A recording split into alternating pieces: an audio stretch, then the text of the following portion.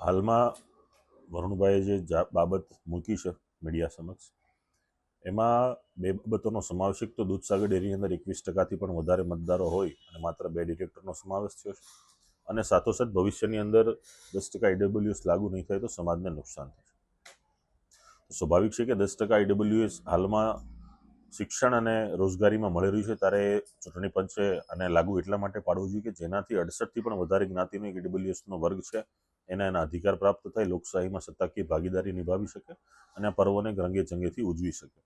વર્તમાનમાં જ્યારે સંપૂર્ણ જે અનામતની વ્યવસ્થા છે એ પ્રથમ વખત સ્થાનિક સ્વરાજની ચૂંટણીમાં લાગુ પડે છે, ત્યારે સાથોસાથ 10% IWSનો સમાવેશ થઈ જાય તો ભવિષ્યમાં કોઈપણ પ્રકારના ટેકનિકલી કોઈપણ પ્રશ્ન પણ ન સર્જાય અને દરેક વર્ગને પોતાનું પ્રતિનિધિત્વ મળી શકે. એ માટે ચૂંટણી પંચને પણ અમે રજૂઆતો કરી છે, હાઈકોર્ટમાં પણ દિનેશભાઈ પિટિશન કરી છે અને ભવિષ્યમાં આ બાબતે સુખદ નિર્ણય આવે એવી અમે આશા રાખીએ છીએ.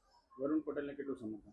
એમને સંપૂર્ણ સમર્થન છે, કેમ કે આ જે મુદ્દો છે કોઈ વ્યક્તિનો, કોઈ સમૂહનો કે માત્ર ને માત્ર એક જ્ઞાતિ પૂરતો નથી, આખા IWS વર્ગને અસર કરતો મુદ્દો છે.